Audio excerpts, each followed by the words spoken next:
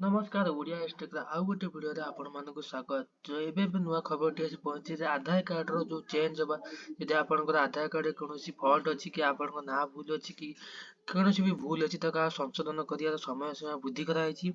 केते मास वृद्धि कराइछि ना 3 मास वृद्धि कराइछि। तो पूरा अपडेट जाने कि ता वीडियो टी लाइक करी चैनल को सब्सक्राइब कर दियंतु। एही परी इन्फॉर्मेटिव वीडियो पे एवं डिस्क्रिप्शन में व्हाट्सएप चैनल लिंक अछि सिटी जाय फॉलो कर दियंतु। आपनको तुरंत यूट्यूब ठारू भी जल्दी आपनको मिल जिवो अपडेट गुटिक। भारतीय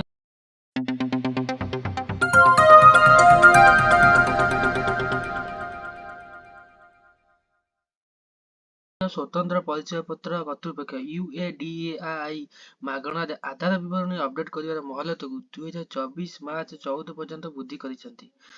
माई आधार पोर्टाल जरिए ଲୋକମାନେ ଆଧାର ବିବରଣୀକୁ ମାଗଣାରେ ଅପଡେଟ୍ କରିପାରିବେ। ଅନଲାଇନରେ ଆଧାର ଅପଡେଟ୍ ମାଗଣା ଥିବା ବୋଲି କୌଣସି ଆଧାର କେନ୍ଦ୍ରରେ ସେହି କାର୍ଯ୍ୟ କରିବା ଲାଗି 25 ଟଙ୍କାର ଫି ଲାଗୁଛି।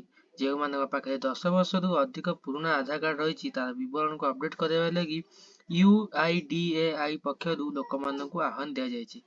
ଆଧାର ସମ୍ପର୍କିତ ଠକେଇ ରୋକିବା ଲାଗି ଏଭଳି ପଦକ୍ଷେପ ଗ୍ରହଣ କରାଯାଇଛି। ଲୋକମାନେ ଅନଲାଇନରେ ନିଜ ନାମ, ଠିକଣା, ଜନ୍ମ ତାରିଖ, ଲିଙ୍ଗ, ଫୋନ ନମ୍ବର, ଇମେଲ ଠିକଣା, ଫଟୋ ଗୁଡ଼ିକୁ ଏବଂ ନେତୃତ୍ୱ ବାୟୋମେଟ୍ରିକ ତଥ୍ୟକୁ ଅପଡେଟ୍ କରିପାରିବେ। ତ ଏଇ ଥିଲା ନ୍ୟୁଜ। ଆପଣ ଚାହିଁଲେ ଜଲ୍ଦି ଯାଆନ୍ତୁ ଆପଣଙ୍କ ଆଧାର କାର୍ଡ ଅପଡେଟ୍ କରେଇ ନିଅନ୍ତୁ। ମାଗଣାରେ ଅଛି ତ ଆପଣ ଅପଡେଟ୍ କରେଇ ପାରିବେ। ଯଦି ଆପଣ ଜାଣିନାହାନ୍ତି କେମିତି ଅପଡେଟ୍ ହବ ନିଜ ଘରେ ବସିକି ତା ଉପରେ ମୁଁ ଗୋଟେ ଭିଡିଓ ବନେଇବି, ସେଥିପାଇଁକା କମେଣ୍ଟରେ ଲେଖିକି ପଠେଇ ଦିଅନ୍ତୁ ନ୍ୟୁ ଭିଡିଓ। ତ ଏଇ ଥିଲା ଅପଡେଟ୍। ତ ଏହିପରି ଇନଫର୍ମେଟିଭ ଭିଡିଓ ପାଇଁ ଭିଡିଓଟି ଲାଇକ୍ କରିଦିଅନ୍ତୁ, ଚ୍ୟାନେଲ ସବସ୍କ୍ରାଇବ କରିଦିଅନ୍ତୁ।